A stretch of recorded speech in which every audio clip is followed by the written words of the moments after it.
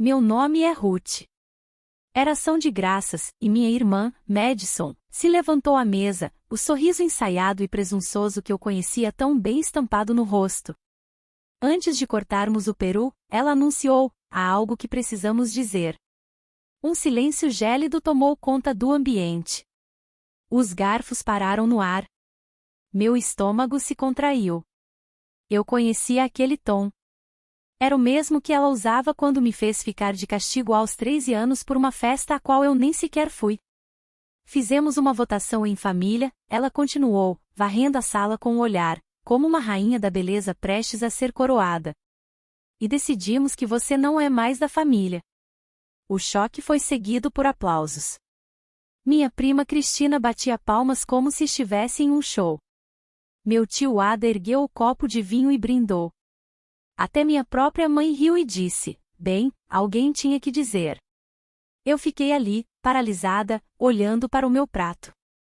O recheio estava frio, mas meu sangue fervia. Meu pai nem sequer me olhou, apenas sorveu sua cerveja e murmurou: provavelmente é o melhor a fazer. Uau, eu disse, empurrando minha cadeira para trás lentamente. Vocês realmente ensaiaram isso. Madison alargou o sorriso. Você tem sido tóxica por anos. Finalmente estamos cansados de fingir. Você não é da família, minha mãe acrescentou, pegando o molho de cranberry como se estivéssemos discutindo o tempo. É unânime. Olhei em volta. Ninguém se manifestou, nenhuma pessoa. Bom, eu disse baixinho. Então, meti a mão na minha bolsa. Eu imaginava que isso poderia acontecer, acrescentei, tirando uma pasta grossa e colocando-a suavemente no centro da mesa. O som que fez tum cortou o riso. Madison piscou. O que é isso? Ela perguntou. Sorri, recostei-me na cadeira e cruzei os braços. Por que você não descobre?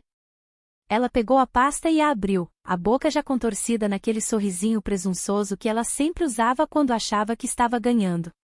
Então, virou a primeira página e parou de sorrir. Seu rosto empalideceu. Seus olhos varreram a página seguinte e a seguinte. Então, ela gritou. Quer dizer, gritou como em um filme de terror. A cadeira dela caiu atrás dela enquanto ela se levantava, fechando a pasta como se ela tivesse queimado suas mãos. Sua monstra, ela chorou. Mike, o marido dela, pegou a pasta e a abriu. Então, o queixo dele caiu. Ele olhou para mim. Isso é, ele começou. Eu assenti uma vez. É tudo real, eu disse. Cada palavra, cada recibo, cada captura de tela. A mesa ficou em silêncio. Era possível ouvir um garfo tilintar na cozinha. A boca da minha mãe se abriu, depois se fechou novamente, como um peixe ofegando por ar. Vocês tinham tanta certeza de que eu não reagiria, eu disse, levantando-me lentamente. Tanta certeza de que eu continuaria sendo a quieta, o capacho, a vaca leiteira. Mas adivinhem? Inclinei-me, olhei Madison diretamente nos olhos. O showzinho de vocês acabou.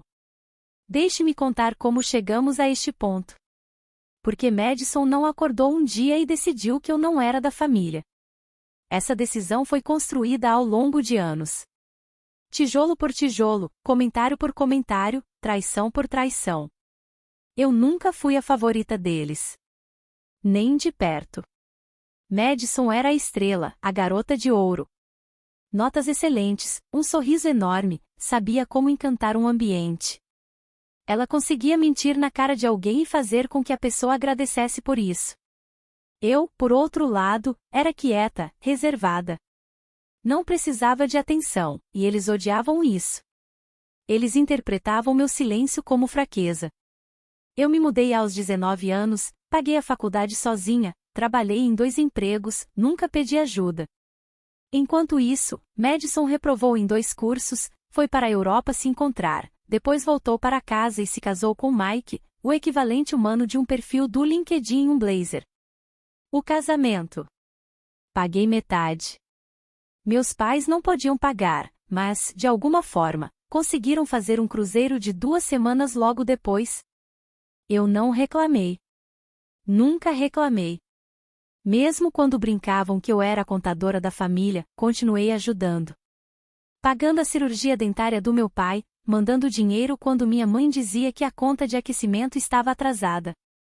Até cobrindo parte da mensalidade da minha prima Cristina quando ela ficou na lista de espera para uma bolsa de estudos. Eles sempre diziam, obrigada, claro, mas com aquele tom. Aquele que dizia, bem, é claro que você ajudaria. Você não tem uma família própria. E talvez tenha sido isso. Vejam, sou solteira. Sem filhos, sem cônjuge, sem dramas. Apenas eu, meu trabalho e minha cachorra. E, aos olhos deles, isso significava que eu não tinha nada melhor para fazer do que financiar as confusões deles. Madison, especialmente, me tratava como seu plano B pessoal. Quando Mike perdeu o emprego, ela me ligou primeiro. Apenas um pequeno empréstimo. Quando o carro dela quebrou, você ganha 6 dígitos. O que são 2.000? Quando o filho dela precisou de terapia e o seguro não cobria, adivinhem quem ela chamou? Eu sempre ajudei. Sempre. Porque eu dizia a mim mesma que era família. Mas ajudar se transformou em obrigação, depois em expectativa, e então em exigência. Começou pequeno, piadas disfarçadas de indiretas no jantar. Ah, você trouxe vinho? Deve ser bom poder pagar um bom vinho. Claro que você chegou cedo. Não tem filhos para se preocupar. Queria poder trabalhar até tarde todas as noites e evitar meu marido também. Depois ficou mais feio, você é tão fria. Talvez seja por isso que ainda está sozinha. Você não entende o que é estresse de verdade. Você não tem uma vida de verdade. Você só está amargurada porque ninguém precisa de você. Exceto que eles precisavam de mim. Constantemente. Financeiramente. Em segredo, a portas fechadas. E então veio a mensagem de texto. Madison, ei, você pode ser minha fiadora para um pequeno empréstimo comercial? Mike e eu queremos abrir um café de bem-estar. Eu, não. Madison, uau, sério? Então veio o silêncio. Isso foi há 3 meses. Desde então, recebi o tratamento de gelo. Minha mãe parou de ligar. Meu pai respondia com uma palavra só. Ninguém me convidou para o último jantar de família. Madison me bloqueou nas redes sociais depois de postar uma história sobre cortar pessoas tóxicas. Mas eu não fiquei sentada remoendo. Em vez disso, comecei a juntar recibos, literalmente. Eu guardei os registros, transferências bancárias, e-mails, capturas de tela, datas. Não sou idiota. E nos últimos 5 anos, sozinha, eu tinha enviado mais de $60.000 para vários membros da família. $60.000. $10.000 para a reabilitação de Mike. $1.900 para o trabalho dentário de emergência de Madison, que acabou sendo facetas estéticas. $1.800 para a cirurgia nas costas do meu pai. $15.000 para a dívida do cartão de crédito da minha mãe. $4.000 para os custos da mudança de Cristina para a faculdade. $3.500 para uma emergência familiar que se revelou uma viagem a cabo. E nem uma única vez, nenhuma delas, eles se ofereceram para me pagar de volta. Eles apenas pegavam. E quando eu parei de dar, eles decidiram que o problema era eu. Então, eu fiz a pasta. Dentro dela, cada confirmação de transferência, cada e-mail e pedido de dinheiro por mensagem de texto, capturas de tela de Madison me chamando de manipuladora para a amiga dela porque eu disse não ao empréstimo, uma linha do tempo de cada pagamento importante que fiz nos últimos 5 anos e, como cereja no topo, cópias de posts do Facebook e Instagram onde eles zombavam de mim. Eu tinha capturas de tela de Madison me chamando de vaca leiteira em um tópico de comentários privado que ela não sabia que eu tinha acesso. Então, sim, foi isso que ela viu quando abriu a pasta. Foi isso que a fez gritar. Porque Madison não foi apenas exposta. Ela foi desmantelada, fato por fato, linha por linha, página por página. Tudo enquanto o resto da família percebia o que havia feito. Minha mãe parecia pronta para desmaiar. Mike. Ele olhou para a linha que dizia $4.200 para cobrir o cartão de crédito de Madison, usado em um hotel em Santa Mônica com alguém chamado Susana, e apenas disse: "O que é isso?" Eu não respondi. Não precisei. Porque, pela primeira vez, eu não estava me defendendo. Eu estava apenas mostrando a eles a verdade. Você guardou registros, minha mãe disse finalmente, a voz trêmula. De tudo. Virei-me para ela, calma como sempre. Vocês nunca se lembravam, então alguém tinha que fazer. Madison ainda estava de pé, pálida, os punhos cerrados ao lado do corpo. Seus olhos voaram para Mike, para mim, para a pasta. Isso é uma violação, ela cuspiu. Você não tinha o direito de... Não tinha o direito, eu disse, levantando-me lentamente. Você acabou de ficar na frente de toda esta família e me declarou não família. Vocês todos aplaudiram. E agora estão chateados porque eu vim preparada? Mike virou outra página na pasta. O que é isso sobre Santa Mônica? Ele perguntou, a voz tensa. A cabeça de Madison se virou para ele. Não comece. Quem é Susana? Ele continuou. Por que você ficou em um hotel por 3 noites com meu cartão de crédito? O silêncio dela foi mais alto do que qualquer resposta. Espere, minha mãe interrompeu, levantando as mãos. Podemos todos nos acalmar e ser razoáveis? Claro, eu disse. Sejamos razoáveis. Vamos falar sobre a vez em que você me chamou de parasita enquanto descontava o cheque que eu te enviei. Ela piscou. Isso não é justo. Estávamos sob estresse. Não, eu retruquei. Vocês estavam sob estresse e eu o salvei todas as vezes. E na única vez em que digo não, de repente sou a inimiga. Meu pai, que estava em silêncio até agora, finalmente falou. Você está transformando isso em algo maior do que é. Virei-me para ele. Minha voz baixou. Você deixou que eles fizessem isso comigo por anos. Você sabia. Você viu. Você ouviu. E você deixou acontecer porque era mais fácil do que enfrentá-los. Ele não negou.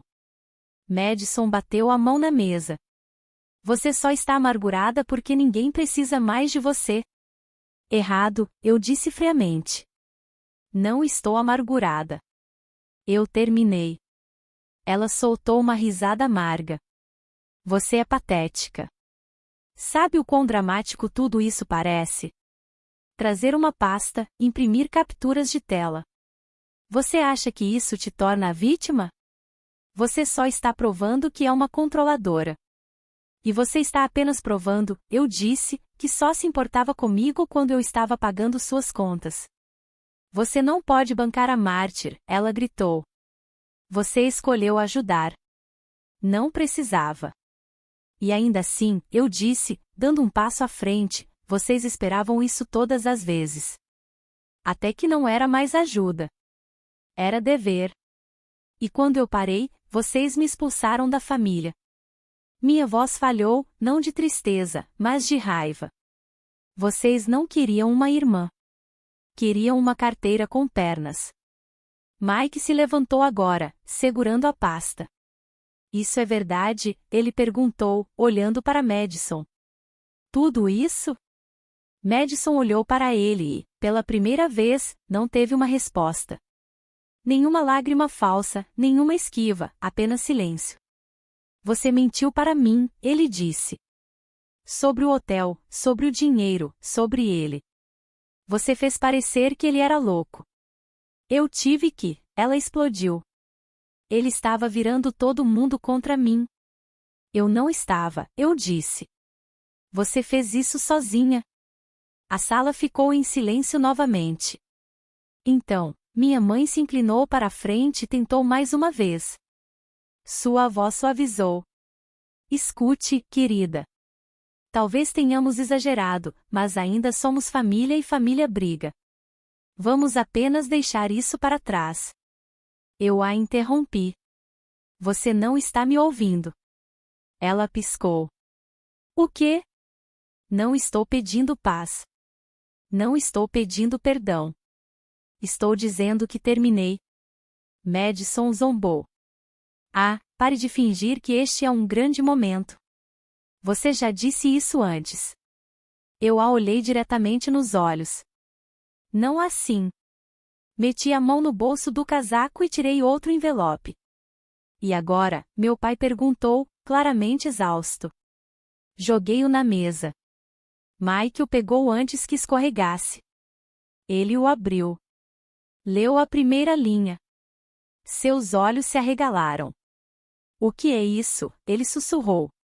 Eu respondi por ele. Formulários de procuração para a mamãe? Revogados. Procuração médica revogada. Contato de emergência removido. Já assinei os papéis. Eu sou legal e emocionalmente responsável por nenhum de vocês. Minha mãe ofegou. Você está cortando os laços completamente? Completamente, eu disse. A partir de agora.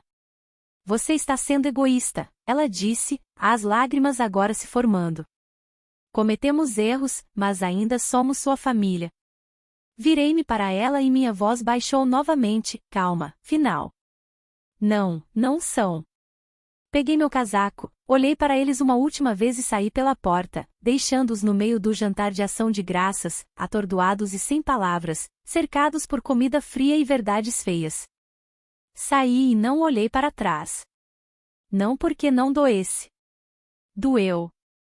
Mas ao fechar a porta atrás de mim, sair da varanda e entrar no ar frio da noite, senti algo dentro de mim mudar. Pela primeira vez em anos, eu podia respirar. Não fui direto para casa. Parei o carro perto do lago que eu costumava visitar quando criança, o lugar onde meu pai costumava me levar para pescar. Sentei ali em silêncio, olhando para a água parada, e senti algo que não sentia há muito tempo. Nada me puxando, nenhuma culpa, nenhuma pressão, ninguém esperando por um cheque, uma carona ou um favor. Apenas quietude. Na manhã seguinte, silêncio. No dia seguinte, ainda nada. Mas no terceiro dia, as mensagens começaram. Primeiro minha mãe, uma ligação perdida, depois outra, depois uma mensagem de voz. Você realmente quer dizer isso? Estávamos bravos, mas ainda somos sua família. Não respondi. Então vieram as mensagens de texto de Madison, você nem percebe o que fez. Mike está pedindo o divórcio. Você está feliz? Há algo realmente errado com você. Então meu pai, você foi longe demais. Todos dissemos coisas das quais nos arrependemos, mas o que você fez foi nuclear. Sua mãe está um caco. Venha consertar isso. Eu não respondi a nenhuma delas. E, honestamente, pensei que me sentiria culpada. Pensei que passaria noites em claro, me perguntando se tinha ido longe demais. Mas, em vez disso, dormi melhor do que nos últimos anos. Não havia mais a dúvida sobre cada mensagem. Não havia mais a espera pelo pior. Pela primeira vez em uma década, eu podia ouvir meus próprios pensamentos. Comecei a acordar cedo, sair para correr, fazer café lentamente. Marquei consultas que adiei por anos, dentista, médico, até um terapeuta. Não porque estivesse quebrada, mas porque finalmente me permitia cuidar de mim mesma. Reescrevi meus contatos de emergência. Removi meus pais. Mudei minhas senhas. Congelei todas as contas conjuntas às quais eles tinham acesso. Bloqueei Madison em todas as plataformas. Não era mais sobre vingança. Era sobre encerramentos. Uma semana depois da ação de graças, recebi uma mensagem de texto de Cristina, minha prima que aplaudiu quando me botaram para fora. Eu não sabia que você pagou minha mensalidade. Sinto muito por ter seguido a multidão. Você sempre foi a única que realmente ajudou. Não respondi, mas li 2 vezes. Então, outra surpresa. Uma mensagem de Mike. Eu dei entrada nos papéis. Tudo naquela pasta estava correto. Ela traiu, mentiu, manipulou. Não só você. A mim também. Ele acrescentou: você fez a coisa certa. Eu deveria ter saído antes. Não esperava isso, mas foi um alívio. Alguns dias depois, fiz algo que não fazia há anos. Candidatei-me a um emprego em outra cidade.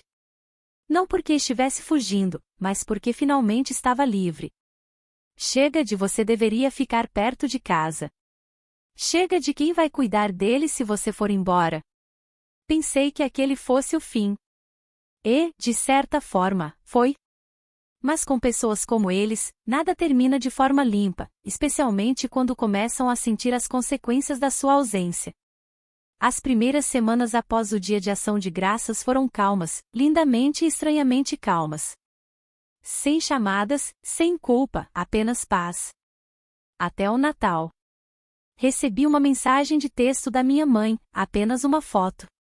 Era a sala de estar deles, decorada com meias de Natal, uma árvore semi-decorada no centro e um enorme espaço vazio onde eles geralmente empilhavam os presentes. Não parece o mesmo sem você, dizia a legenda. Lisa fica perguntando por que o tio não vem este ano. Olhei para aquilo por um longo tempo. Nenhuma desculpa, nenhuma admissão de culpa, apenas o mesmo tom manipulador. Olha o que você fez. Olha quem você está machucando. Não respondi. No dia seguinte, Madison tentou ligar. Deixei tocar. Então ela enviou uma mensagem: eu sei que errei, mas você não precisa punir todo mundo. Apenas venha para Lisa. Ela sente sua falta. 2 minutos depois, além disso, mamãe e papai estão atrasados no financiamento da casa. Sei que você não se importa mais, mas o banco ligou hoje. Achei que você gostaria de saber. Lá estava. O pedido. Sempre escondido sob um manto de culpa. Sempre coberto de uma falsa doçura, mas sempre terminava da mesma forma, com um pedido. Bloqueei o número. Na véspera de Natal, outra mensagem de texto, desta vez do meu pai: você fez seu ponto. Entendemos. Mas já chega. Precisamos de ajuda. Ainda somos seu sangue. Naquela noite, sentei sozinha perto da lareira com uma taça de vinho. Olhei em volta do meu pequeno apartamento. Nenhuma árvore, nenhum barulho. Apenas eu e o silêncio que eles sempre disseram que me destruiria. E, pela primeira vez na minha vida, fui grata por aquele silêncio. Mas não terminou ali. Janeiro. Recebi uma ligação de um número que não reconheci. Atendi por hábito. Eu falo com a Ruto? Perguntou uma voz masculina. Sim. Quem está ligando? Meu nome é James, ele disse. Estou ligando em nome do seu pai. Ele mencionou que você é a principal executiva do trust familiar. Eu congelei. Revoguei essa função há 2 meses, eu disse. Foi finalizado pelo advogado da família. Meu nome está fora de tudo. O homem fez uma pausa. Entendi. Seu pai disse que não conseguiu entrar em contato diretamente com você e me pediu para explorar opções. Eles estão com um pequeno problema. Claro que estavam. Madison e meus pais tinham esgotado todas as opções. O caixa eletrônico estava fechado. A rede de segurança havia sumido. Agora eles estavam tentando ser criativos. Desliguei sem dizer mais uma palavra. Mas a gota d'água veio no mês seguinte. Recebi um envelope pelo correio. Escrito à mão. Sem endereço de remetente, mas reconheci a caligrafia da minha mãe instantaneamente.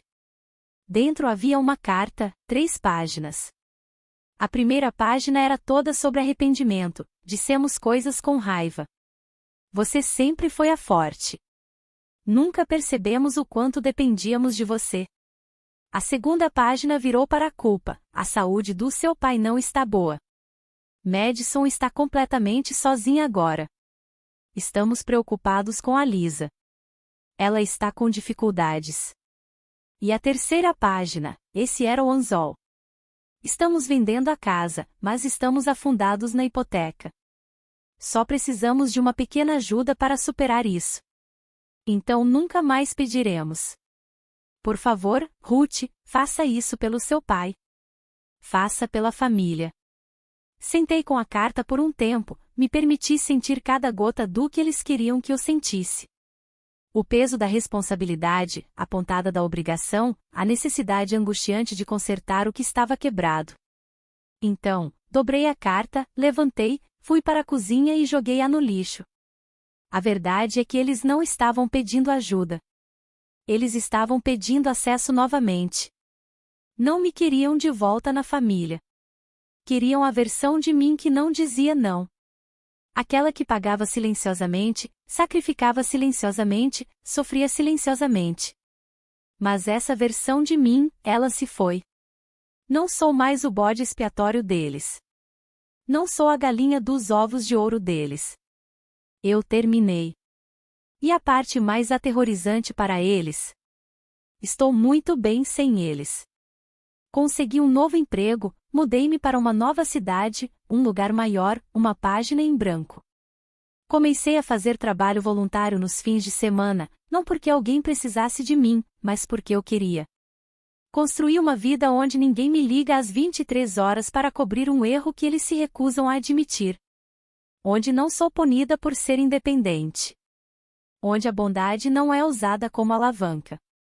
Não me arrependo de tê-los ajudado, mas me arrependo do tempo que levei para parar. Eu me perguntava e se eles mudarem? Mas com o passar do tempo, percebi que não haveria mudança da parte deles. Depois que eu os cortei, depois da pasta, depois dos gritos e do silêncio e das cartas, pensei, talvez, apenas talvez, alguém entenderia. Que eles refletiriam. Que eles diriam, sentimos muito. Mas não o fizeram. Ficaram quietos por um tempo. Então ficaram estratégicos. Então ficaram desesperados. Mas eu fiquei livre. Desde então, mudei para um novo lugar. Consegui um emprego que não me tira o sono. Comecei a fazer terapia. Terapia de verdade. Daquelas em que você para de tentar consertar todo mundo e finalmente aprende a lidar consigo mesma. Eu cozinho para mim agora. Durmo melhor. Saio mais. Não me assusto quando o telefone toca. E sim, às vezes penso em Lisa, no que ela está sendo ensinada, no que ela vai crescer acreditando ser normal. Mas também sei o seguinte, eu fui o exemplo de alguém que finalmente disse chega. Alguns dias atrás, recebi outra carta, escrita à mão, da minha mãe. Eram 3 palavras, ainda somos família. Sem contexto, sem desculpas, sem mudança, apenas o mesmo velho anzol. E, pela primeira vez, não senti nada. Nenhuma raiva, nenhuma tristeza, apenas nada. Joguei-a fora e fiz o jantar. Às vezes eu me pergunto se fiz a coisa certa ao cortá-los da minha vida. Ao largar o peso, ao dizer não e realmente querer dizer isso? Fui muito fria ou finalmente estava cansada de ser a única a manter tudo unido? Eu não sei. Mas sei de uma coisa, pela primeira vez na minha vida, não estou apenas sobrevivendo. Estou vivendo. Obrigada por ouvir o relato de Ruth. O que você achou dessa história? Conte aqui nos comentários, vamos adorar saber. Se você gostou dessa história, por favor curta e compartilhe esse vídeo para nos apoiar, e se inscreva no canal para mais histórias inspiradoras.